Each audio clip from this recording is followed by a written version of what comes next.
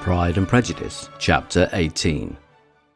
Till Elizabeth entered the drawing-room at Netherfield and looked in vain for Mr. Wickham among the cluster of redcoats there assembled, a doubt of his being present had never occurred to her. The certainty of meeting him had not been checked by any of those recollections that might not unreasonably have alarmed her. She had dressed with more than usual care, and prepared in the highest spirits for the conquest of all that remained unsubdued of his heart, trusting that it was not more than might be won in the course of the evening. But in an instant arose the dreadful suspicion of his being purposely omitted for Mr. Darcy's pleasure in the Bingleys' invitation to the officers, and though this was not exactly the case, the absolute fact of his absence was pronounced by his friend Mr. Denny, to whom Lydia eagerly applied, and who told them that Wickham had been obliged to go to town on business the day before, and was not yet returned, adding, with a significant smile, "I do not imagine his business would have called him away just now, if he had not wished to avoid a certain gentleman here." This part of his intelligence, though unheard by Lydia, was caught by Elizabeth, and as it assured her that Darcy was not less answerable for Wickham's absence than if her first surmise had been just, every feeling of displeasure against the former was so sharpened by immediate disappointment that she could hardly reply with tolerable civility to the polite inquiries which he directly afterwards approached to make. Attention, forbearance, patience with Darcy was injury to Wickham. She was resolved against any sort of conversation with him, and turned away with a degree of ill humour which she could not wholly surmount even in speaking to Mr. Bingley, whose blind partiality provoked her. But Elizabeth was not formed for ill humour, and though every prospect of her own was destroyed for the evening, it could not dwell long on her spirits, and having told all her griefs to Charlotte Lucas, whom she had not seen for a week, she was soon able to make a voluntary transition to the oddities of her cousin, and to point him out to her particular notice. The two first dances, however, brought a return of distress. They were dances of mortification. Mr. Collins, awkward and solemn, apologising instead of attending, and often moving wrong without being aware of it, gave her all the shame and misery which a disagreeable partner for a couple of dances can give. The moment of her release from him was ecstasy. She danced next with an officer, and had the refreshment of talking of Wickham, and of hearing that he was universally liked. When those dances were over, she returned to Charlotte Lucas, and was in conversation with her, when she found herself suddenly addressed by Mr. Darcy, who took her so much by surprise in his application for her hand, that without knowing what she did, she accepted him. He walked away again immediately, and she was left to fret over her own want of presence of mind. Charlotte tried to console her.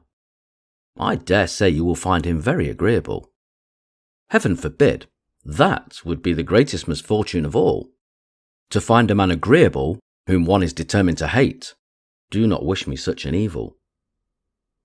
When the dancing recommenced, however, and Darcy approached to claim her hand, Charlotte could not help cautioning her in a whisper not to be a simpleton, and allow her fancy for Wickham to make her appear unpleasant in the eyes of a man of 10 times his consequence.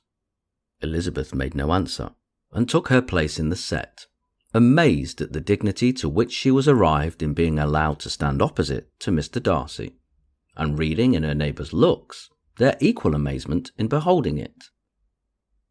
They stood for some time without speaking a word, and she began to imagine that their silence was to last through the 2 dances, and at first was resolved not to break it, till suddenly fancying that it would be the greater punishment to her partner to oblige him to talk, she made some slight observation on the dance. He replied, and was again silent. After a pause of some minutes, she addressed him a second time with, "It is your turn to say something now, Mr. Darcy. I talked about the dance, and you ought to make some kind of remark on the size of the room, or the number of couples." He smiled, and assured her that whatever she wished him to say should be said. "Very well. That reply will do for the present. Perhaps by and by I may observe that private balls are much pleasurable than public ones. But now we may be silent." Do you talk by rule, then, while you are dancing? Sometimes. One must speak a little, you know. It would look odd to be entirely silent for half an hour together. And yet, for the advantage of some, conversation ought to be so arranged as that they may have the trouble of saying as little as possible. Are you consulting your own feelings in the present case, or do you imagine that you are gratifying mine? Both, replied Elizabeth archly, for I have always seen a great similarity in the turn of our minds. We are each of an unsocial taciturn. I do not think we were speaking at all. Sir William could not have interrupted any two people in the room who had less to say for themselves. We have tried 2 or 3 subjects already without success, and what are we to talk of next, I cannot imagine. What think you of books? Said he, smiling. Books? Oh no, I am sure we never read the same, or not with the same feelings. I am sorry you think so, but if that be the case, there can at least be no want of subject. We may compare our different opinions. No, I cannot talk of books in a ballroom. My head is always full of something else. The present always occupies you in such scenes, does it? Said he, with a look of doubt. Yes, always, she replied, without knowing what he said, for her thoughts had wandered far from the subject, as soon afterwards appeared by her suddenly exclaiming, I remember hearing you once say, Mr. Darcy, that you hardly ever forgave, that your resentment, once created, was unappeasable. You are very cautious, I suppose, as to its being created? I am, said he, with a firm voice. And never allow yourself to be blinded by prejudice? I hope not. It is particularly incumbent on those who never change their opinion to be secure of judging properly at first. May I ask to what these questions tend? Merely to the illustration of your character, said she, endeavouring to shake off her gravity. I am trying to make it out. And what is your success? She shook her head. I do not get on at all. I hear such different accounts of you as puzzle me exceedingly. I can readily believe, answered he gravely, that report may vary greatly with respect to me, and I could wish, Miss Bennet, that you were not to sketch my character at the present moment, as there is reason to fear that the performance would reflect no credit on either. But if I do not take your likeness now, I may never have another opportunity. I would by no means suspend any pleasure of yours, he coldly replied. She said no more, and they went down the other dance and parted in silence, on each side dissatisfied, though not to an equal degree, for in Darcy's breast there was a tolerable powerful feeling towards her, which soon procured her pardon, and directed all his anger against another. They had not long separated when Miss Bingley came towards her, and with an expression of civil disdain, thus accosted her. So, Miss Eliza, I hear you are quite delighted with George Wickham. Your sister has been talking to me about him, and asking me 1,000 questions, and I find that the young man forgot to tell you, among his other communications, that he was the son of old Wickham, the late Mr. Darcy's steward. Let me recommend you, however, as a friend, not to give implicit confidence to all his assertions, for as to Mr. Darcy's using him ill, it is perfectly false, for on the contrary, he has been always remarkably kind to him, though George Wickham has treated Mr. Darcy in a most infamous manner. I do not know the particulars, but I know very well that Mr. Darcy is not in the least to blame, that he cannot bear to hear George Wickham mentioned, and that though my brother thought he could not well avoid including him in his invitation to the officers, he was excessively glad to find that he had taken himself out of the way. His coming into the country at all is a most insolent thing indeed, and I wonder how he could presume to do it. I pity you, Miss Eliza, for this discovery of your favourite's guilt, but really, considering his descent, one could not expect much better. His guilt and his descent appear by your account to be the same, said Elizabeth angrily, for I have heard you accuse him of nothing worse than of being the son of Mr. Darcy's steward, and of that, I can assure you, he informed me himself. I beg your pardon, replied Miss Bingley, turning away with a sneer. Excuse my interference. It was kindly meant. "Insolent girl," said Elizabeth to herself. "You are much mistaken if you expect to influence me by such a paltry attack as this. I see nothing in it but your own wilful ignorance and the malice of Mr. Darcy." She then sought her elder sister, who had undertaken to make enquiries on the same subject of Bingley. Jane met her with a smile of such sweet complacency, a glow of such happy expression, as sufficiently marked how well she was satisfied with the occurrences of the evening. Elizabeth instantly read her feelings, and at that moment solicitude for Wickham, resentment against his enemies, and everything else gave way before the hope of Jane's being in the fairest way for happiness. "I want to know," said she, with a countenance no less smiling than her sister's, "what have you learnt about Mr. Wickham? But perhaps you have been too pleasantly engaged to think of any third person, in which case you may be sure of my pardon." "No," replied Jane, "I have not forgotten him, but I have nothing satisfactory to tell you. Mr. Bingley does not know the whole of his history, and is quite ignorant of the circumstances which have principally offended Mr. Darcy, but he will vouch for the good conduct, the probity, and honour of his friend, and is perfectly convinced that Mr. Wickham has deserved much less attention from Mr. Darcy than he has received. And I am sorry to say that by his account, as well as his sister's, Mr. Wickham is by no means a respectable young man. I am afraid he has been very imprudent, and has deserved to lose Mr. Darcy's regard." "Mr. Bingley does not know Mr. Wickham himself?" "No, he never saw him till the other morning at Meryton." "This account, then, is what he has received from Mr. Darcy. I am perfectly satisfied. But what does he say of the living?" "He does not exactly recollect the circumstances, though he has heard them from Mr. Darcy more than once, but he believes that it was left to him conditionally only." "I have not a doubt of Mr. Bingley's sincerity," said Elizabeth warmly, "but you must excuse my not being convinced by assurances only. Mr. Bingley's defence of his friend was a very able one, I dare say, but since he is unacquainted with several parts of the story, and has learnt the rest from that friend himself, I shall venture still to think of both gentlemen as I did before." She then changed the discourse to one more gratifying to each, and on which there could be no difference of sentiments. Elizabeth listened with delight to the happy, though modest hopes which Jane entertained of Bingley's regard, and said all in her power to heighten her confidence in it.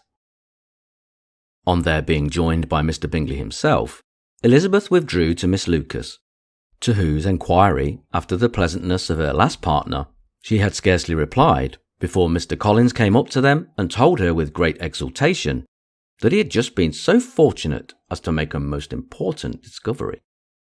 "I have found out," said he, "by a singular accident, that there is now in the room a near relation of my patroness." I happened to overhear the gentleman himself mentioning to the young lady who does the honours of this house the names of his cousin, Mr. Burr, and of her mother, Lady Catherine. How wonderfully these sort of things occur! Who would have thought of my meeting with, perhaps, a nephew of Lady Catherine de Burr in this assembly? I am most thankful that the discovery is made in time for me to pay my respects to him, which I am now going to do, and trust he will excuse my not having done it before. My total ignorance of the connection must plead my apology." "You are not going to introduce yourself to Mr. Darcy?" "Indeed I am.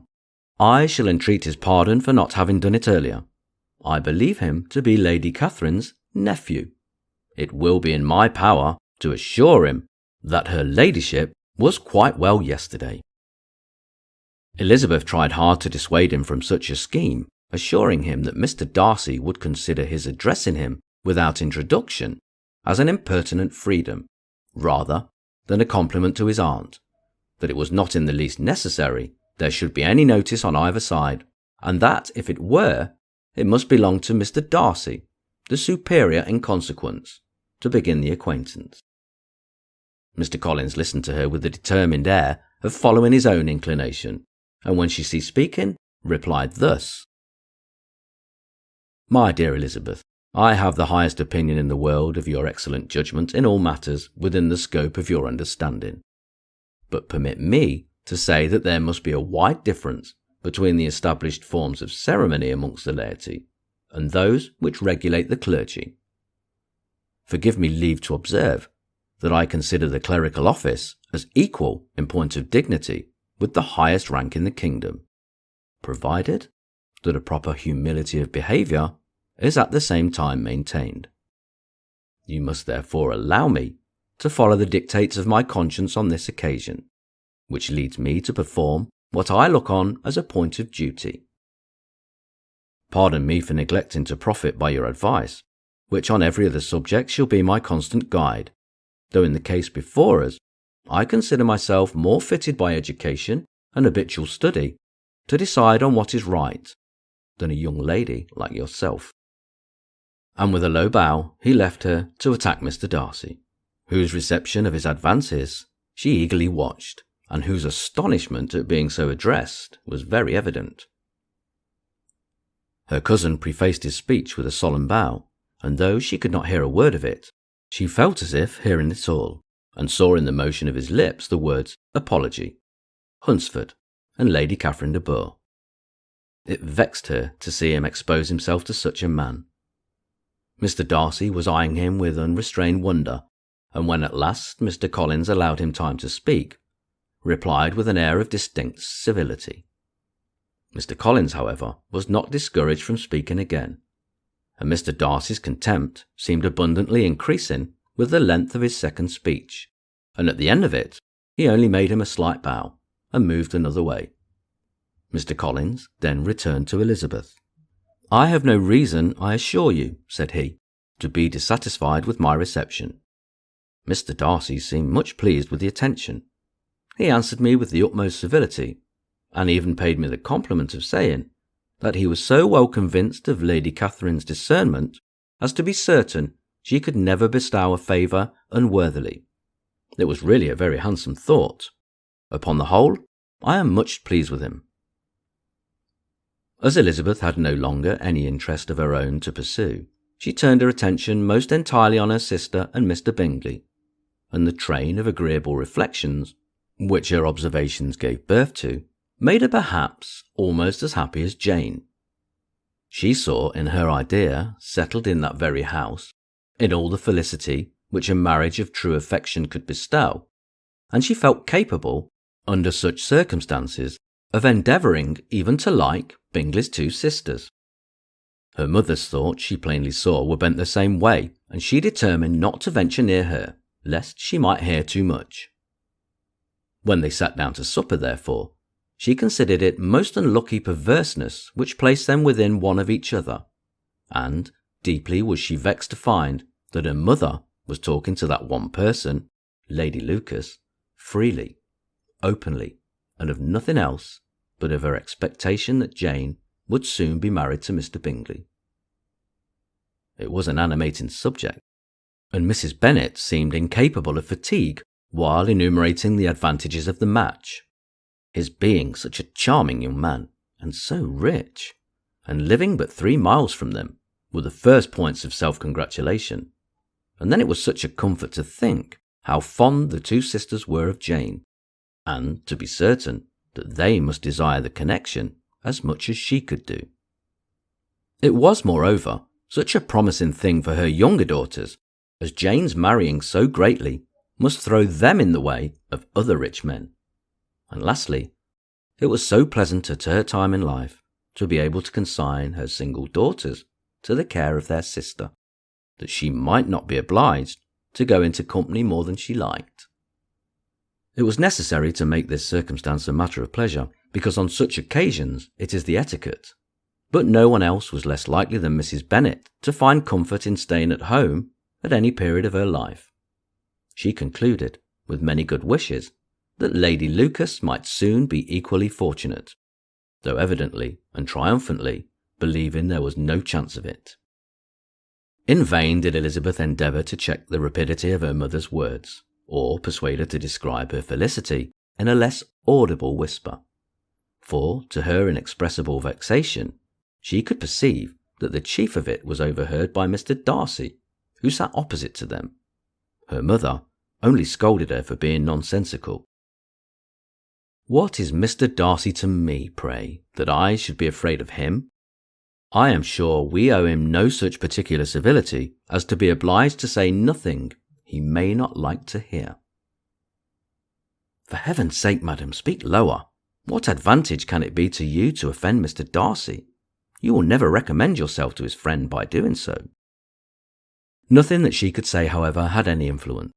Her mother would talk of her views in the same intelligible tone. Elizabeth blushed, and blushed again with shame and vexation. She could not help glancing frequently her eye at Mr. Darcy, though every glance convinced her of what she dreaded. For though he was not always looking at her, she was convinced that his attention was invariably fixed by her. The expression of his face changed gradually from indignant contempt to a composed and steady gravity. At length, however, Mrs. Bennet had no more to say, and Lady Lucas, who had been long yawning at the repetition of delights which she saw no likelihood of sharing, was left to the comforts of cold ham and chicken. Elizabeth now began to revive. But not long was the interval of tranquillity, for when supper was over, singing was talked of, and she had the mortification of seeing Mary, after very little entreaty, preparing to oblige the company. By many significant looks and silent entreaties did she endeavour to prevent such a proof of complaisance. But in vain. Mary would not understand them. Such an opportunity of exhibiting was delightful to her, and she began her song. Elizabeth's eyes were fixed on her with most painful sensations, and she watched her progress through the several stanzas with an impatience which was very ill rewarded at their close. For Mary, on receiving amongst the thanks of the table the hint of a hope that she might be prevailed on a favour to them again, after the pause of half a minute, began another. Mary's powers were by no means fitted for such a display. Her voice was weak, and her manner affected. Elizabeth was in agonies. She looked at Jane to see how she bore it, but Jane was very composedly talking to Bingley. She looked at his two sisters, and saw them making signs of derision at each other, and at Darcy, who continued, however, impenetrably grave. She looked at her father to entreat his interference, lest Mary should be singing all night. He took the hint, and when Mary had finished her second song, said aloud, "That will do extremely well, child. You have delighted us long enough. Let the other young ladies have time to exhibit." Mary, though pretending not to hear, was somewhat disconcerted, and Elizabeth, sorry for her, and sorry for her father's speech, was afraid her anxiety had done no good. Others of the party were now applied to. "If I," said Mr. Collins, "was so fortunate to be able to sing, I should have great pleasure, I am sure, in obliging the company with an air, for I consider music as very innocent diversion, and perfectly compatible with the profession of a clergyman. I do not mean, however, to assert that we can be justified in devoting too much time to music, for there are certainly other things to be attended to. The rector of a parish has much to do. In the first place, he must make such an agreement for tithes as he may be beneficial to himself and not offensive to his patron. He must write his own sermons, and the time that remains will not be too much for his parish duties, and the care and improvement of his dwelling, which he cannot be excused from making as comfortable as possible. And I do not think of it light importance that he should have attentive and conciliatory manners towards everybody, especially towards those to whom he owes his preferment. I cannot acquit him of that duty, nor could I think well of the man who should omit on occasion of testifying his respect towards anybody connected with the family." And with a bow to Mr. Darcy, he concluded his speech, which had been spoken so loud as to be heard by half the room. Many stared, many smiled, but no one looked more amused than Mr. Bennet himself, while his wife seriously commended Mr. Collins for having spoken so sensibly, and observed in half-whisper to Lady Lucas that he was a remarkably clever, good kind of young man. To Elizabeth it appeared that had her family made an agreement to expose themselves as much as they could during the evening, it would have been impossible for them to play their parts with more spirit or finer success, and happy did she think it for Bingley and her sister that some of the exhibition had escaped his notice, and that his feelings were not of a sort to be much distressed by the folly which he must have witnessed. That his two sisters and Mr. Darcy, however, should have such an opportunity of ridiculing her relations was bad enough, and she could not determine whether the silent contempt of the gentlemen or the insolent smiles of the ladies were more intolerable. The rest of the evening brought her little amusement. She was teased by Mr. Collins, who continued most perseveringly by her side, and though he could not prevail with her to dance with him again, put it out of her power to dance with others. In vain did she entreat him to stand up with somebody else, and offer to introduce him to any young lady in the room. He assured her that as to dancing, he was perfectly indifferent to it, that his chief object was by delicate attentions to recommend himself to her, and that he should therefore make a point of remaining close to her the whole evening. There was no arguing upon such a project. She owed her greatest relief to her friend Miss Lucas, who often joined them, and good-naturedly engaged Mr. Collins' conversation to herself. She was at least free from the offence of Mr. Darcy's further notice, though often standing within a very short distance of her, quite disengaged. He never came near enough to speak. She felt it to be the probable consequence of her allusions to Mr. Wickham, and rejoiced in it. The Longbourn party were the last of all the company to depart, and by a manoeuvre of Mrs. Bennet had to wait for their carriages a quarter of an hour after everyone else had gone, which gave them time to see how heartily they were wished away by some of the family. Mrs. Hurst and her sister scarcely opened their mouths except to complain of fatigue, and were evidently impatient to have the house to themselves. They repulsed every attempt of Mrs. Bennet at conversation, and by doing so threw a languor over the whole party, which was very little relieved by the long speeches of Mr. Collins, who was complimenting Mr. Bingley and his sisters on the elegance of their entertainment, and the hospitality and politeness which had marked their behaviour to their guests. Darcy said nothing at all. Mr. Bennet, in equal silence, was enjoying the scene. Mr. Bingley and Jane were standing together, a little detached from the rest, and talked only to each other. Elizabeth preserved as steady a silence as either Mrs. Hurst or Miss Bingley, and even Lydia was too much fatigued to utter more than the occasional exclamation of "Lord, how tired I am!" accompanied by a violent yawn. When at length they arose to take leave, Mrs. Bennet was most pressingly civil in her hope of seeing the whole family soon at Longbourn, and addressed herself particularly to Mr. Bingley to assure him how happy he would make them by eating a family dinner with them at any time, without the ceremony of a formal invitation. Bingley was all grateful pleasure, and he readily engaged for taking the earliest opportunity of waiting on her, after his return from London, whither he was obliged to go the next day for a short time. Mrs. Bennet was perfectly satisfied, and quitted the house under the delightful persuasion that, allowing for the necessary preparations of settlements, new carriages, and wedding clothes, she should undoubtedly see her daughter settled at Netherfield in the course of 3 or 4 months. Of having another daughter married to Mr. Collins, she thought with equal certainty, and with considerable, though not equal, pleasure. Elizabeth was the least dear to her of all her children, and though the men and the match were quite good enough for her, the worth of each was eclipsed by Mr. Bingley and Netherfield.